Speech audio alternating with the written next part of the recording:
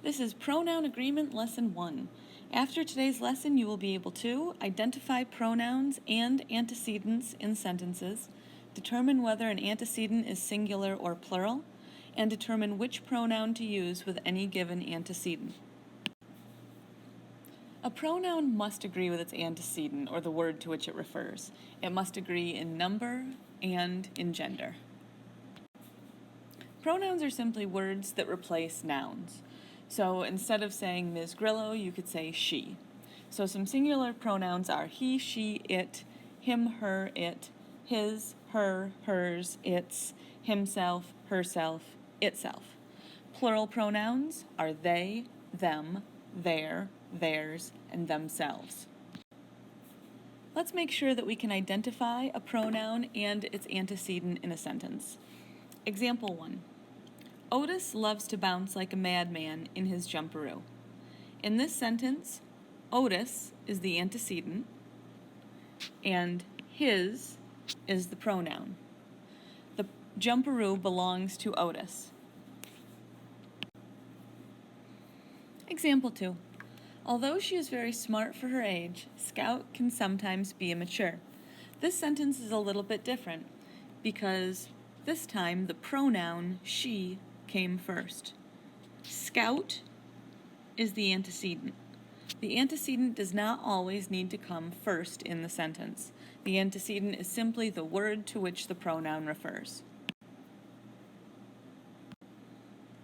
Example 3. The children are obsessed with making Boo Radley come out of his house because they are curious about his life. In this sentence, children is the antecedent to the pronoun they, and Boo Radley is the antecedent to the pronoun his.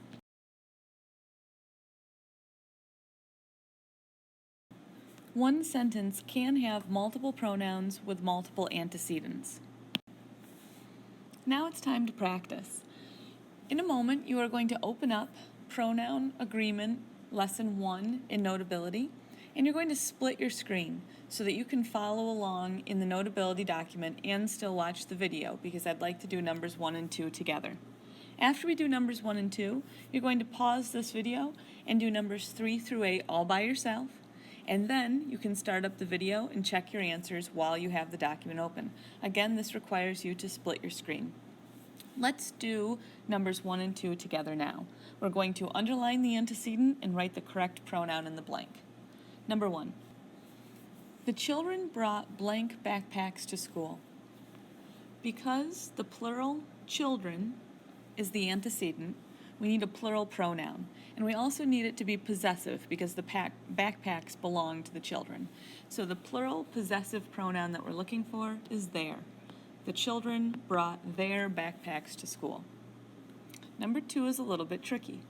A child brought blank backpack to school. A child is the antecedent. That is singular. Most of you really want to put the word their in that blank, but that is grammatically incorrect. There is a plural possessive. We need a singular possessive. So here you have to make a decision about gender. A child brought his backpack to school is grammatically correct, or a child brought her backpack to school is also grammatically correct. Once again, it is not grammatically correct to say a child brought their backpack to school. Even if you hear people say that all the time, it is incorrect. A child brought her backpack to school. Now that you understand the difference, please pause the video and do numbers 3 through 8 on your own. Number 3. The woodpecker and his mate did blank best to oust the squirrel who had stolen blank nest. In this sentence, woodpecker and his mate is the antecedent. So that is a compound antecedent, which means that it's plural. So they did their best to oust the squirrel who had stolen their nest. Number 4. The spider caught blank prey in blank web. Animals and insects are always its. Animals and insects, we do not give genders and pronouns, unless of course it's your pet, then you're welcome to give it a gender. So the spider is the antecedent. The spider caught its, I-T-S. Remember, there's no apostrophe in the pronoun its. The spider caught its prey in its web. Make sure that you do not have an apostrophe in those its. Number 5. The cowboy and his horse drank blank fill at the desert oasis. Cowboy and his horse, compound antecedent, so it must be plural, drank their fill at the desert oasis. Number 6. A person should be judged by blank actions, not by blank appearance. The antecedent is a person. That's singular, so you must choose a singular pronoun and you must stay consistent. So you could either have chosen the male singular pronoun, his. A person should be judged by his actions, not by his appearance. Or you could say a person should be judged by her actions, not by her appearance. Or you could say a person should be judged by his or her actions, not by his or her appearance. All of those are correct, but you have to pick one and be consistent. Remember, it is not grammatically correct to say there, because the antecedent was singular, a person. If you struggle with that, you could have just rewritten the sentence as people should be judged by their actions, not by their appearance, because then people would be a plural antecedent and you could use there. Number 7. The forgetful student forgot to bring blank iPad to class. Student is the antecedent.